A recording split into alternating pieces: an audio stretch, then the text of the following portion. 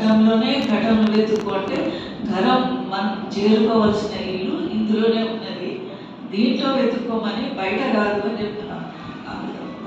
అది కావాలంటే ఆ మార్గం దొరకాలంటే మనం ప్రథమంగా ఏం చేయాలంటే తీరथ गए तो एक पल संत मिले पल चाल, सदगुरु मिले अनेक पल कहे कबीर विचार. कबीर साहब చెప్తాడు, సద్గురువు దొరికినప్పుడే సమస్తం దొరికిపోతుంది. సద్గురువులు ప్రతి వాళ్ళకి సద్గురువు అని అనకూడదు. అందులో కూడా స్టేజెస్ ఉంటాయి. సత్సంగానికి వచ్చి వినడము, వెళ్ళిపోవడము ఇదొకటి. ఇది ప్రారంభ దశ. తర్వాత ఎవరైతే సాధన చేస్తారో సాధకులు గురువు ద్వారా నామాన్ని తీసుకొని వాళ్ళకు టీవీలో రేడియోలో చెప్పినవి ఎవరో చెప్పినవి విని చేసేది కాదు. అది నామం అనేది గురువు ద్వారానే రావాలి, గురువే ప్రసాదించాలి. ఆ గురువు కోసము ఎంతమంది ఎన్ని సంవత్సరాల తరబడి పూర్వం ఆశ్రమాల్లో 25 సంవత్సరాలు 30 సంవత్సరాల వరకు ఆశ్రమాలకు వెళ్ళి గురువుకు సేవ చేసేవాడు. నీళ్లు నింపి ఆశ్రమాన్ని శుభ్రం చేసి వీలైతే అవసరమైతే వంట చేసి పెట్టి, ఇంకా వంట కోసం అడవిపోయి చెట్లు పుల్లలు అవి వచ్చి తెచ్చి ఎంతో కష్టపడి రోజంతా కష్టపడితే కూడా ఏం దొరికేది కాదు. ఎప్పుడో ఒకసారి గురువు దయ కలిగి 25 ఏళ్ళు 30 ఏళ్ళు తపస్సు చేసినట్టు పని శారీరకంతో చేస్తున్నాడు, సమయాన్ని ఇస్తున్నారు విద్యార్థి. ఆ తర్వాత కానీ నామం దొరకదు. నామం అంటే బజారు దొరికే కిరాణా షాప్లో కొనుక్కొచ్చే వస్తువు కాదు. దానికోసం మన లోపల అర్హత ఉండాలి. ఆ అర్హత పెంచుకోవాలి. ఇంటర్మీడియట్ పిల్లవాడు అడ్మిషన్ కావాలంటే ముందు 10th క్లాస్ సర్టిఫికేట్ ఉండాలి. నేను 10th కాదు, నాకు ఆర్ కాదు, ఏబిసిలు రావు, నాకు కాలేజీలో అడ్మిషన్ కావాలంటే దొరకదు. అదేవిధంగా ప్రతి వాళ్ళని ఎవరెవరైతే వాళ్ళని సద్గురువు అని అనడానికి వీలేదు. అది చాలా గొప్ప శబ్దం, పెద్ద శబ్దం సద్గురువు అనమాట. సద్గురువు అనేది దేనికి అంటారు? ఆ గురు సద్గురు దయా और प्रेम के भंडार है. కారణ శరీరంలో ఉన్న చిదాకాశ బ్రహ్మాండ శరీరంలో ఉన్న ఆ మారికే కుల్ ఆ సర్వాధార సర్వేశ్వరుడిని వేడుకుంటాడు దాదాపు. ఆ గురు సద్గురు దయా ప్రేమ దయా ప్రేమలకు భండారమైనటువంటి వాడు గురువు. సద్గురువు ఆ పరమాత్మ సత్పురుషుడు సద్గురు రూపంలో అవతరిస్తున్నాడు. ఈ శరీరంలో బయట పిండ శరీరంలో ఏమీ లేదు. ఇందులో ఒక హృదయం ఉంది, కానీ ఇందులో ఇది కూడా మనసు అనేది మనను ఆడించేది. ఈ ఇంద్రియాలతో పనులు చేయించుకొని మనను ఈ కర్మచక్రంలో బంధింపబడేలాగా చేసేది మనసే. కాబట్టి మనసుకు అతీతంగా వెళ్ళిపోమంటాం మహారాజు. మన మనసుకు అతీతంగా వెళ్ళటం అంటే ఇంద్రియాలకు ప్రలోభాలకు లోపడకుండా ఉంటామని.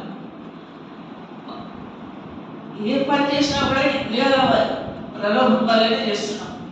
జ్ఞానేంద్రియాలని, పంచ కర్మేంద్రియాలని, పంచ జ్ఞానేంద్రియాలని, వీటి ప్రలోభానికి లోబడే మనం తప్పులు చేస్తున్నాము. మనిషి వల్ల ఇవన్నీ కర్మ ఇంత తయారయ్యి మళ్ళీ మనం రావడానికి ఇంకొక జన్మ ఎత్తి రావడానికి కారణమవుతుంది. మళ్ళీ ఇంకొక జన్మ మేము రావాలంటే పుట్టి మనసు ఒకటే రాదు కదా, శరీరం ఒకటే రాదు కదా, ఆత్మ కూడా రావాలి. కాబట్టి మనసుతో స్నేహం చేసినందుకు ఆత్మ కూడా మళ్ళీ రావాల్సి వస్తున్నది, మళ్ళీ పనిష్మెంట్గా కావాల్సి వస్తుంది. ఎందుకంటే ఎవరికైనా పరమార్థం దొరకాలంటే ముందు వీటన్నిటి మీద వ్యామోహం వదులుకోవాలి. ఈ ఇంద్రియాల మీద, ఇంద్రియ భోగాల మీదనే ఆసక్తి అంతా. ఇంద్రియాలు శరీరంతో, కర్మేంద్రియాలు అంటే కాళ్ళు చేతులు ఇవి, మరి జ్ఞానేంద్రియాలు అంటే చెవులు, కళ్ళు, నాసిక, నోరు, నాలుక. కర్మేంద్రియాల్లో ఉన్నది, జ్ఞానేంద్రియాల్లో కూడా ఉన్నది. కర్మేంద్రియాలు అంటే మనం మాట్లాడేటప్పుడు నాలుక కర్మేంద్రియం అవుతున్నది, రుచి చూసేటప్పుడు కర్మేంద్రియం అవుతున్నది, మాట్లాడేటప్పుడు జ్ఞానేంద్రియం అవుతుంది. ఎందుకంటే ఈ మాట ద్వారానే మన ఆలోచనలు అవతలి వాళ్ళకి వెళ్తాయి. ఈ మాట ద్వారానే, ఈ ప్రార్థన ద్వారానే పరమాత్మను మనం దర్శనం చేసుకోగలుగుతాం.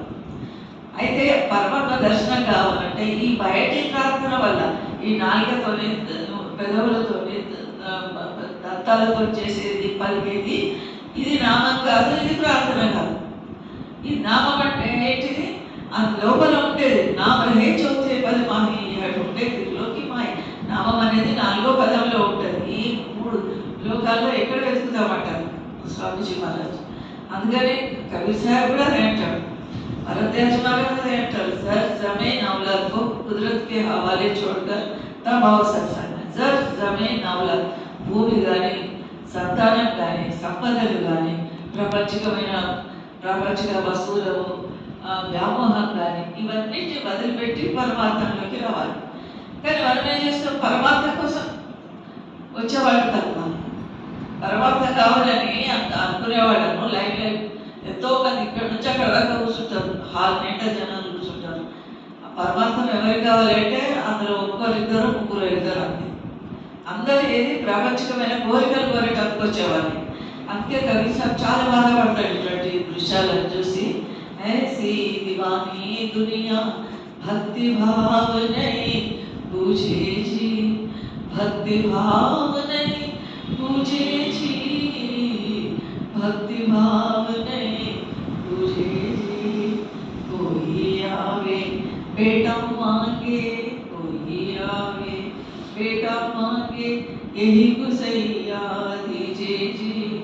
कोई आवे दुख का मारा हम पर कृपा. మన మీద దయదలుచుకొని మహారాజ్ వస్తే మా మీద దయదలుచుగా చూపించారు. ఏమంటారు? కోపరడుతూ వస్తారు, వచ్చి సంతానం లేదు, కొడుకు కావాలి, అది కావాలి, ఇది కావాలి, ఇవన్నీ అడుగుతారు. అప్పటికి నా మీద దయదలచండి స్వామి. ఎందుకంటే దుఃఖపడుతున్నాడు. నాకు నేను ఏదో ఈ దుఃఖాలు ఎందుకు వస్తున్నాయి ఇది ఆలోచించాలి. కబీర్ సాహెబ్ ఏమంటాడు? सुखिया सब संसार है खावे और सोवे, दुखिया दास कबीर है जागे और रोवे. సుఖియా సబ్ సంసార్, ప్రపంచమంతా సుఖంగా ఉన్నదంట. ప్రపంచమంతా సుఖంగా ఉన్నది. ఎట్లా?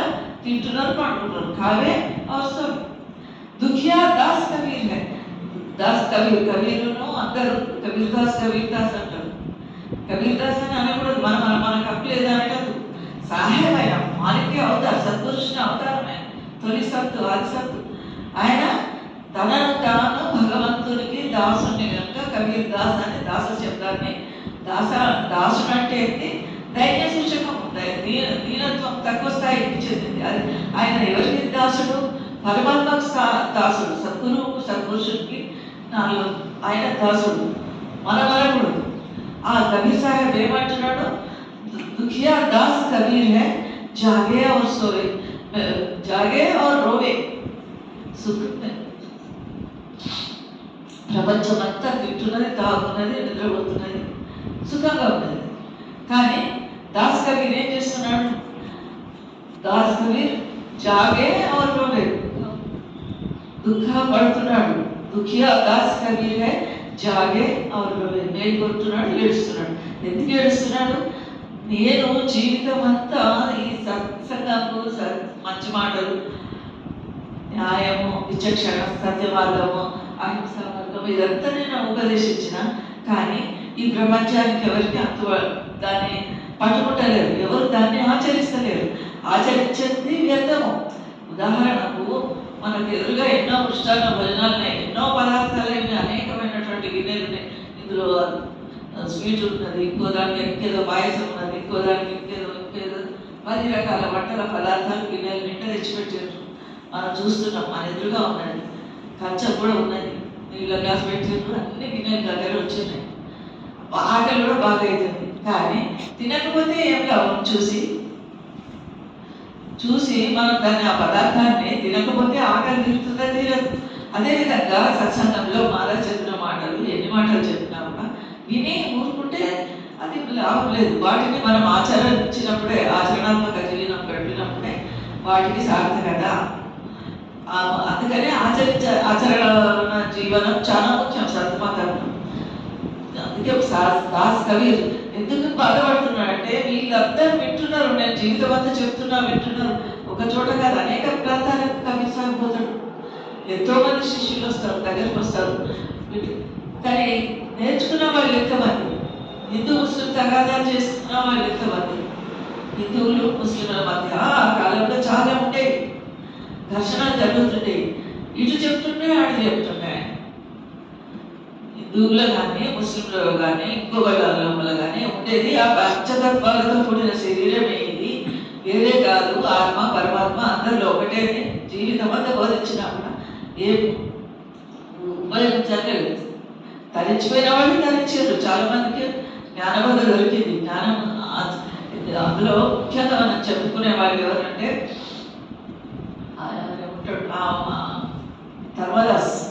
ధర్మదాస్కు కబీర్ సాహెబ్ సత్సంగ్ వస్తాడు ఒకసారి.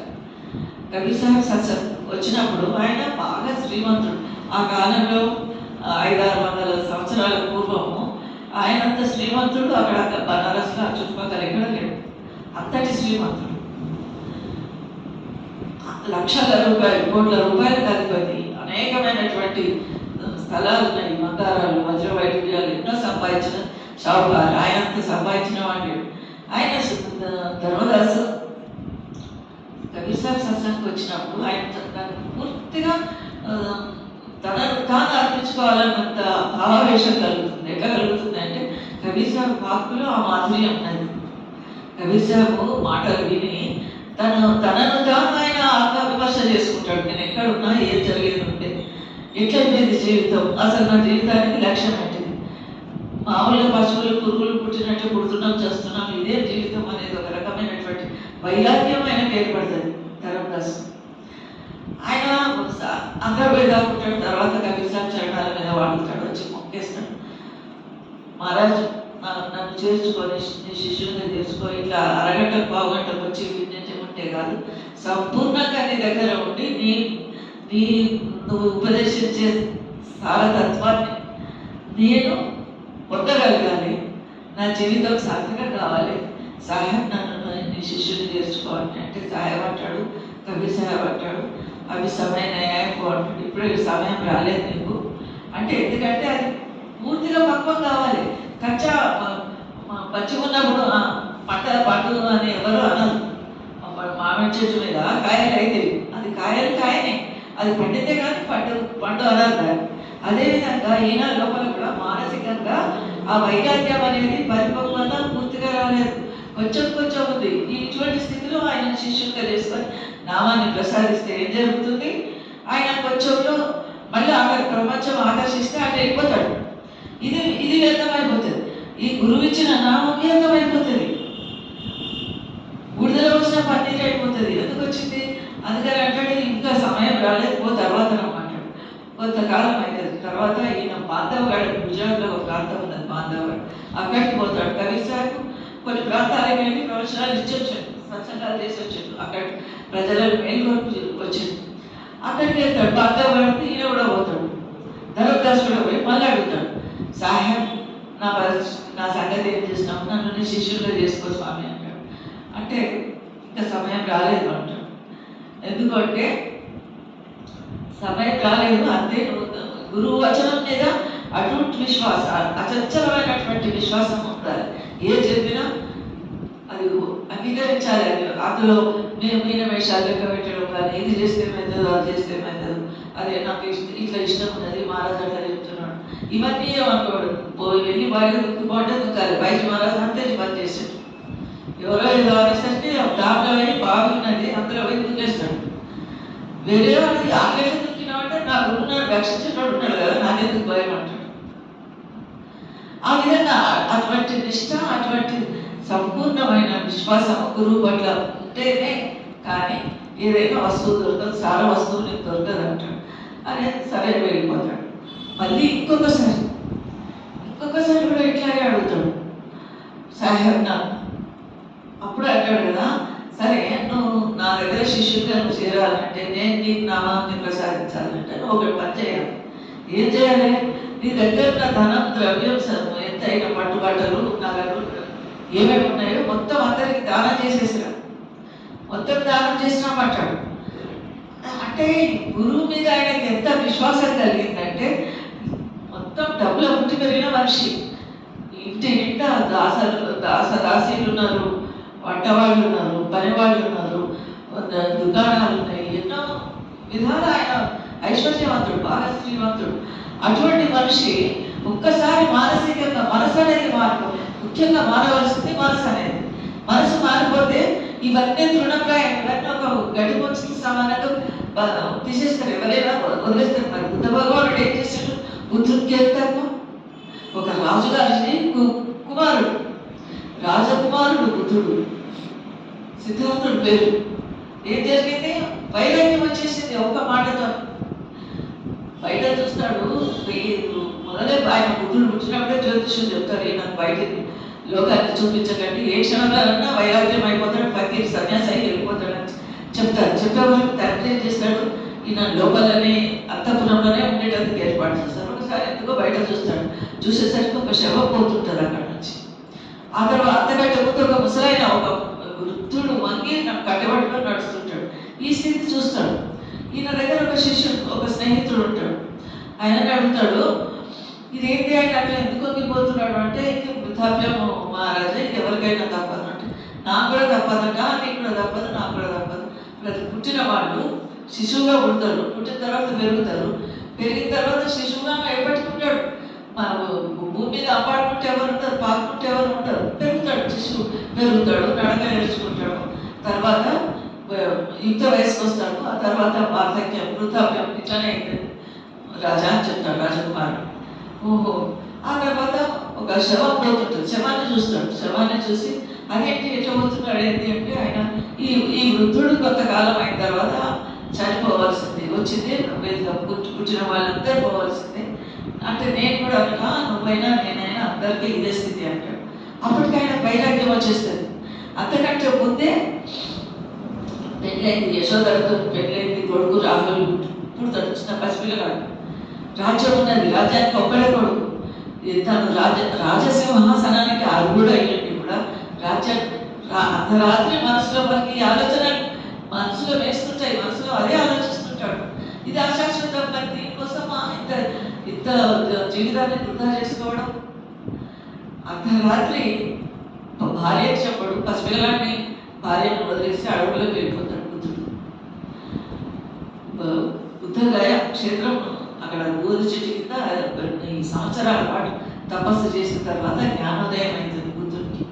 అంటే మనసు మారడానికి కొన్ని సంవత్సరాలు పట్టే పని లేదు, జీవితం అంతా ఖర్చు అయ్యే పని లేదు, ఒక్క నిమిషం చాలు. అటు ఇటు ఇది వ్యర్థం అనేది ఒక వైరాగ్య భావన వచ్చిందంటే ఇదంతా ఒక గడ్డిపోచతో సమానంగా వదిలేస్తాడు మనిషి. తర్వాత సరే చేసాడు. ఏం చేస్తున్నాడు? కబీర్ సాహెబ్ శిష్యుడిగా చేరాలంటే ఇవన్నీ వదిలేయాక పోనీ ధనధాన్యాలు మనం చూడమా, తినడం ఏం అక్కర్లేదు అనుకుంటాడు అనేసి అవన్నీ దాన ధర్మాలు చేసేస్తాడు. సాధువులకు, సంతువులకు, బీద వాళ్ళకు, బీద బిక్కి ఎవరు వచ్చినా అందరికీ దాన ధర్మాలు చేసేసి వచ్చేస్తాడు. ఒకరికో దీని మీద భుజం మీద వేసుకొని వస్తాడు. సాహెబ్, నేను మొత్తం దాన ధర్మాలు చేసేసిన, ఇప్పుడు నా దగ్గర పైసలు ఏం లేవు, నీ దగ్గర చేరుతాను, నేను నీ సాంగత్యం కావాలి, నీ సత్సంగం కావాలి, నీ జ్ఞానబోధన కావాలి, నీ ద్వారా నేను తరించిపోవాలి అని మళ్ళా కబీర్ సాహెబ్ దగ్గరికి వస్తాడు. కబీర్ సాహెబ్ అంటాడు, అచ్చా దగ్గర తీస్తాడు, చరణాల్లోకి తేల్చుకొని అతనికి నామం ఇచ్చి తన ఆశ్రమంలో ఉండేటందుకు అనుమతిస్తాడు, పర్మిషన్ ఇస్తాడు. ఆయన ఇంటి దగ్గర ఆయన భార్య ఉంటుంది ఆమందేవి, ధర్మదాస్ భార్య ఆమందేవి ఇంటి దగ్గర ఉంటుంది. ఆమెకు ఈయనప్పుడు వచ్చిన వాళ్ళు నౌకరు ఉంటారు కదా, ఇంటికి వెళ్ళి చెప్తారా, అమ్మగారు ఆయన చేరండు, కబీర్ సాహెబ్ ఆశ్రమంలో చేరండు, ఇంటికి రాడట, మొత్తం అన్నీ వచ్చి పెట్టేసిండు అని ఆమె పోయి చెప్తారు. ఆమె వస్తుంది, ఆమె కబీర్ సాహెబ్ దగ్గరికి వస్తుంది. మహారాజ్ ఆయన లేకపోతే ఇల్లు ఎట్లా నడుస్తుంది, వీళ్ళంతా ఈ వ్యాపారాలు ఇవన్నీ ఎవరు చూస్తారు అనుకుంటున్నారు, మొత్తం అన్నీ వదిలేసి వస్తే మరి నేనేం కావాలి, పిల్లలు ఒక కొడుకుంటాడు నారాయణ దాస్, పిల్లగాడే కావాలి, నేనే కావాలి, ఆయన నువ్వు ఆశ్రమంలో చేర్చుకుంటే అంటే లేదమ్మా, ఆయన భగవంతుడు పిలుపు వచ్చింది, అనుగ్రహం వచ్చింది, ఆయన ఇక్కడే ఉంటాడు, మరి నన్నైనా ఇక్కడికి చేర్చుకో, నేను నన్ను ఈ ఆశ్రమంలో నీతో పాటు ఇక్కడ ఉండి సేవ చేసుకునే అవకాశాన్ని కల్పించాలి. ఆమె వేడుకుంటాడు. ఆయన భర్త చెప్పినట్టే ఈమె చెప్తాడు, అన్న వదిలేసిన ఆయన లోపల ఏ ద్రవ్యం మీద, ఏ భవనాల మీద, ఏ బంగారం మీద, ఏ నౌకర్ల మీద, ఏ ధనధాన్యాల మీద మమకారం ఉన్నదో అవన్నిటిని వదిలేసి ఆయన వచ్చిండు. నువ్వు కూడా కారా, నువ్వు కూడా నా ఆశ్రమంలో ఉండొచ్చు అంటాడు. ఆవింటుంది సరే, ఇంటికి పోతాడు. ఇంటికి పోయి ఇది నిలువుదొబ్బిడి అంటారు. ఒంటి మీద ఉన్న నగలు, చెవులు, ముక్కు, మెడలో ఉన్నాయి, చేతులు పెట్టుకున్నాయి, మొత్తం అన్నీ తీస్తుంది. తన వేరే ఈ పెట్టె లోపల పోషకాలలో దాచుకున్న నగలు మొత్తం అన్నీ ఆమె కూడా పంచి పెట్టేస్తారు. దసరాశీలు ఉంటారు ఇంట్లో. పేదోళ్ళకి కరువు లేదు ఏ కాలంలో అయినా.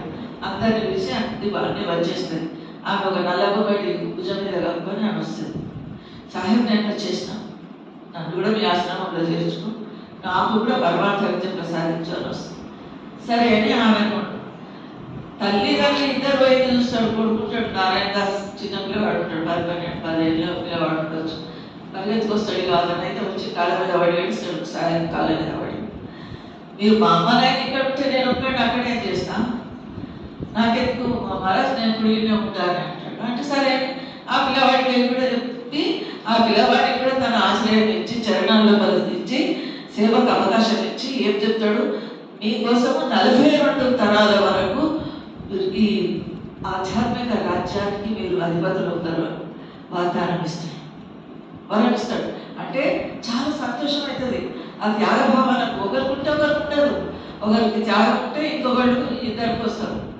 అట్లా ఇచ్చినావు, ఎందుకు ఇచ్చినావు, 10 రూపాయలు ఎందుకు ఖర్చు అయింది, ఇవన్నీ ఏం లేదు. వాళ్ళు ఎట్లున్నారు, ముగ్గురిది మాట ఒకటే అయిపోయింది ఇక్కడ. కాబట్టి సాహెబ్ సంతోషపడ్డాను. మామూలుగా అయితే పిల్లవాడు ఒప్పుకోడు.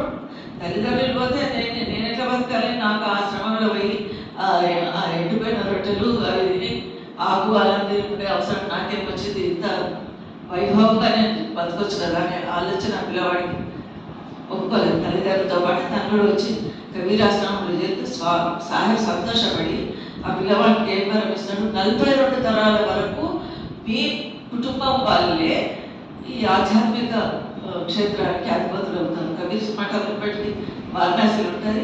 ఇప్పుడు 28వ తరం 29వ తరం నడుస్తున్నారు. కబీర్ సార్ తర్వాత వాళ్ళ పిల్లలు. అంటే గురుదయ అటువంటి కబీర్ సార్ ఇదే కాదు, ఇక్కడ ఏం చేసిండు, ఆ శ్రీమంతునికి ధనం మీద ఉన్న వ్యామోహాన్ని తీసేసి ఒక తన ఉపదేశాల ద్వారా. ఒకటి ఆయన కర్మ భరించింది ఇక్కడ, ఎన్నెన్ని జన్మల నుంచి ఏం సాధన చేసిండో ధర్మదాసు. ఈ జన్మ లోపల కబీర్ సాహెబ్ ఆశ్రయం దొరికింది. గురువు దొరకడం కూడా అంత ఈజీ కాదు, అంత సులభం కాదు. సరైన గురువు, దొంగ గురువులు ఎంతో వీధికొక ఉంటారు. గలికి ఎంతో మంది గురువులు కాషాయం బట్టలు కట్టుకొని తిరుగుతారు. మీరు ఇచ్చే పైసల కోసము లేదా డబ్బులు ఇస్తారని ఆశపడే వాళ్ళు చాలా మంది ఉంటారు. కానీ అసలైన శిష్యులు, అసలైన వాళ్లకు, పరమార్థాన్ని అన్వేషణ చేసే వాళ్లకు ఈ నకిలీ గురువుల దగ్గరికి పోదు. మన యజమాని చెప్పేవాడు, ఈ ఠమసే బచ్చో మీ పిల్లల రెడ్డి నోళ్ళు కొట్టి మీరు ఈ దొంగ గురువులకు డబ్బులు ఇవ్వకండి అని చెప్పేవాడు. ఎవరైనా ఇస్తే సంతోషంగా నీకు చేతనైనంత నువ్వు నీ కడుపు మార్చుకొని పిల్లల కడుపు మార్చి ఇంకోటి ఇచ్చే అవసరం లేదు. ఇస్తే సంతోషం లేదు. అది ఏది నేను 10 రూపాయలు ఇస్తున్నాను, నాకు మళ్ళీ ఒక 1000 రూపాయలు కావాలి, 1 కోటి రూపాయలు నాకు ప్రతిఫలంగా కావాలి అని కోరుకొని ఇస్తే అది విరాళం కాదు, దానం కాదు. ప్రతిఫలాపేక్ష లేకుండా ఇది ఇచ్చినందుకు ఇది కావాలి. గురువు దగ్గరికి పోయి లేదా గుడికి పోయి నా కోరిక తీర్చు, ఇన్ని టెక్కాయలు కొడతాను, లేదా ఈ ముండిలో ఇన్ని లక్షలు ఇస్తాను, ఇది అసలైనది కాదు. ఇది బేరసారాలు. షాప్కి వెళ్ళి 100 రూపాయలు చేతులు పెట్టి 100 రూపాయలు విలువైన వస్తువు కొనుక్కొచ్చుకున్నాడు కాదు పరమార్థం అంటే. అందుకే ఇటువంటి మూఢనమ్మకాలను ఆ కాలంలో కబీర్ సాహెబ్ ఎన్నెన్నో దూరం చేసిండు. పరమాత్మ బోధించుడే కాక సమాజంలో ఏర్పడిన అనేకమైనటువంటి దురాచారాలను, అనాచారాలను, అసత్యాలను, అన్యాయాలను అన్నింటి ఎవరికి భయపడలే. ఆనాడు కూడా రాజులు, నవాబులు, సికందరు వీళ్ళందరూ ఆయన చాలా బాధలు పెట్టారు. ఆ రోజుల్లో కూడా ఎవరికి భయపడలే. ఫక్కడ్ సంత్ అంటారు. ఫక్కడ్ సంత్ అంటే నిర్భయుడైన వాడు, ఎవరికి భయపడిన వాడు, రాజుగానే చక్రవర్తి కానీ ఎవరికి భయపడేది లేదు. ఎవరైతే సత్యసత్తులమై ఉంటామో ఎవరికి భయపడేది లేదు. అందుకే అదే సందర్భంలో కబీర్ సాబ్ చెప్తాడు, సాంచ్ బరాబర్ తప్ప జూట్ బరాబర్ జాతీయ హృదయ సాంచ తాకే హృదయ, ఎవరి హృదయంలో సత్యం ఉంటుందో ఆ హృదయంలో భగవంతుడు ఉంటాడు. అబద్ధాన్ని మించిన పాపం లేదు, అసత్యాన్ని మించిన పాపం లేదు, సత్యాన్ని మించిన తపస్సు లేదు. అందుకే సత్యాన్వేషణ చేయమని ఈ సంతులు మహాత్ములందరూ బుద్ధుడు చేసింది అదే సత్యాన్వేషణ, జ్ఞానోదయం, జ్ఞానాన్ని పొంది. అదే మాట తాతాదయాజీ మహారాజు పరంపరజీని అంటాడు, ఫకీర్ పురజనమే గత జన్మలో నేను బుద్ధుడి నుండి నువ్వు నా దగ్గర ఉండే ఆనందం మీద కజిన్ బ్రదర్ ఉంటాడు ఆనందుడు, ఆనందుని అందుకే నీ దగ్గర నుంచి చందనం వాసన వస్తుంది అనేవాడట. మహారాజ్ అనేవాడు పోతే లేక ఆ ఖ్యాల్ బుద్ధుడు కూడా 2000 సంవత్సరాల తర్వాత మళ్ళా ఎక్కువ జన్మ వచ్చింది. అంటే ఇవన్నీ సంస్కారాలు, పూర్వజన్మ సంస్కారాలు. ఇవన్నీ తొలగించడానికి, పబ్లిక్లో ఉన్న మూఢనమ్మకాలను తొలగించడానికి కూడా కబీర్ సాహెబ్ చాలా ఒకసారి గంగా నది తీరానికి పోతాడు. కబీర్ సాహెబ్ ఒకసారి ఉంటే వారణాసిలో కనుక ఒక రోజు గంగా నది తీరానికి పోతాడు. ఆ గంగా తీరానికి పోయే వరకు అక్కడ ఒక పండితుడు కూర్చొని ఉంటాడు. బాబు నాయన జ్యోతిష్యుడు, చుట్టూ ఒక 20 మంది 10 మంది కూర్చొని ఉంటాడు. వాళ్ళకి చెప్తుంటాడు గంగా నది మహత్యం చెప్తాడు. గంగాజలం చాలా పవిత్రమైంది, ఈ నీళ్లు తాగితే ఎంతో పుణ్యం వస్తుంది, గంగా నీళ్ళలో స్నానం చేస్తే పాపాలన్నీ తొలగిపోతాయి, గంగా దర్శనం కూడా చాలా దుర్లభం, గంగా దర్శనం కావాలంటే కూడా ఎంతో పుణ్యం చేసుకోవాలంటారు. అది గంగా నది గురించి ఎంతో వర్ణించి చెప్తుంటాడు కబీర్ సాహెబ్ దూరం నుంచి. కబీర్ సాహెబ్ లక్షణం అనేది ఈ మూఢనమ్మకాలను జనం నుంచి తీసేయాలి, జనం మనసులో నుంచి తీసేయాలని ఏం చేస్తాడు, తను అదొక కమెంట్ ఆయన దగ్గరికి పోతాడు. పండితుడు ఎవరైతే చెప్తున్నాడో, కథ ప్రవచనం చేస్తున్నాడో హరిదాసు, ఆయన దగ్గరికి పోయి గంగకు అంత మహత్యం ఉంటుందా స్వామి అని అంటాడు. గంగ ఏమనుకుంటున్నాం, గంగ చాలా పవిత్రమైంది అంటే ఎటువంటి వాళ్ళ పాపాలనైనా తీసేస్తుందా అంటే తీసేస్తుంది అంటాడు. పాపాలను వినాశకారి, పాపాలను తొలగించేది, పాపాలను తన కడుపులో కలుపుకొని మనం పవిత్రులా చేస్తుంది, ఏమనుకుంటున్నాం అంటాడు. ఈయన కబీర్ సాహెబ్ ఏం చేస్తాడు, తన చేతిలో కమండలం ఉంటుంది, ఒకటి పాత్ర పట్టుకొని పోతాడు. అవసరమైతే నీళ్ళు తాగాలంటే ఒక కమండలం తీసుకొని పోతాడు.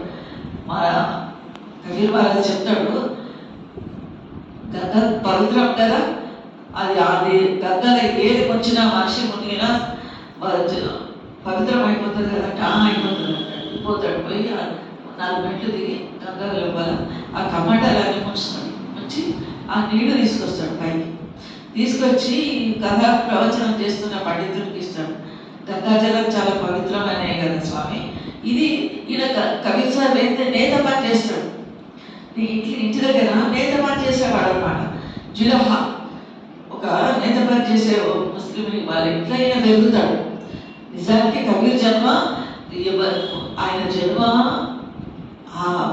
గగన మండల సేవ ఉదిరి అంటారు. గగన మండలం నుంచి దిగి వచ్చేట్టు ఆ లహర్తార నది, ఇప్పుడు అన్ని బిల్డింగులు కట్టుకున్నారు కానీ అప్పుడు పెద్ద చెరువు లహర్తార.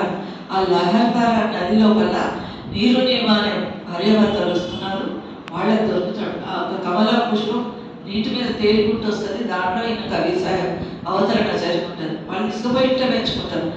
అయితే ఈయన నేత పని వాళ్ళ ఇంట్లో పెరిగిండు కదా, ఆ మాట చెప్తాడు, నేత పని వాళ్ళ ఇంట్లో పెరిగినా నేను కూడా నేత పనే చేస్తున్నా జులహా, నా చేతి కమండలంలో ఉన్న నీరు పవిత్రమైనట్టే కదా, ఈ పవిత్రం గంగా జలం పవిత్రం అంటున్నాం, ఈ నీళ్లు తాగండి స్వామి అని ఇస్తాడు. ముట్టుకొని అంటాడు, నువ్వు ఎవరో వచ్చిన నీట నేనెట్లా తాగుతా, నువ్వు నేత పని చేసుకుంటావు అంట, నేనెట్లా తీసుకుంటానని అంటే అయిపోయింది కదా, నువ్వు నీ మాటలు నువ్వు వ్యతిరేకిస్తున్నావు. గంగా నీళ్ళు పవిత్రం, ఆ నీళ్లు పవిత్రం చేసే శక్తి గంగకుంటే మరి ఈ పాత్ర కూడా పవిత్రం చేస్తుంది కదా, ఈ కమండలం కూడా పవిత్రం అయిపోయింది కదా, ఇది తాగడానికి నీకేంటి అని అడుగుతాడు. ఆయనకు జవాబు దొరకదు. ఇట్లాగే ఇంకో 4-5 ప్రశ్నలు పరమాత్మపరమైన అడిగితే జవాబు దొరకదు. ఎందుకంటే బయటి కథా పురాణాలు చెప్పే ఆయన అంతర్ముఖుడై సాధన సంబంధిత విషయాలు ఆ భక్తులకి ఏం తెలియదు. కనుకనే ఈయన ప్రశ్నలు అడిగేసరికి ఆయన సమాధానం చెప్పలేకపోయేసరికి ఇంకా అందరూ కూర్చున్నవాళ్ళు కూడా అందరూ ఒక్కొక్కళ్ళు వెళ్ళిపోతారు, పండితులు వెళ్ళిపోతారు. ఇంకా కొంతమంది నలుగురో ఆరుగురో ఉంటారు. వాళ్ళు సాహెబ్ జనాలకు వచ్చి, సాహెబ్ మరి అయినదంతా ఇదంతా కాదన్నావు కదా, మరి అసలైన గమ్యం ఎట్లా, అసలైన వస్తువులు ఏంటిది, మేము ఎట్లా దాన్ని పొందాలి అని అడుగుతారు. అంటే అప్పుడు వాళ్ళకు తన బోధ చేస్తారు కబీర్ సాహెబ్. మర్నాడు వాళ్ళందరూ మళ్ళీ కబీర్ చౌరాకి వెళ్ళి మళ్ళీ కబీర్ ఆశ్రమానికి వెళ్ళి ఆయన దగ్గర కొంతకాలం పాటు సత్సంగానికి హాజరై తమకు కావాల్సిన మార్గం పరమార్థాన్ని పొందుతారు. ఈ విధంగా కబీర్ సాహెబ్ అదే మాట చెప్తాడు. ఒకరు వచ్చి అది అడుగుతారు, ఇది ఒక అడుగుతారు. గురువు దగ్గరికి వెళ్ళినప్పుడు గురువే నీకు వాడు కావాలని కోరుకోవాలి. మనం ఇవాళ అనుభవిస్తుంది కర్మ ఫలితమే అనుభవిస్తున్నాం కనుక ఈ మన కర్మలు సత్కర్మలు అయ్యేటట్టు మనం చూసుకోవాలి. సాధ్యమైనంత వరకు తప్పు పనులు చేయొద్దు, వేరే వాళ్ళని మోసం చేయొద్దు, అబద్ధాలు మాట్లాడకూడదు, న్యాయ మార్గంలోనే మనం నడుస్తుండాలి. అటువంటిప్పుడు పరమాత్మ ఏదో విధంగా గురువే మన దగ్గరికి వచ్చి మనకు జ్ఞానబోధ చేసే అంత తపన మన లోపల ఉంటే ఏదో ఒక నాటికి మన నావ అందరి తీరానికి చేరుతుంది. అందుకోసం ప్రయత్నం చేద్దాము. అందరికీ రాధా స్వామి. మంగళం గురు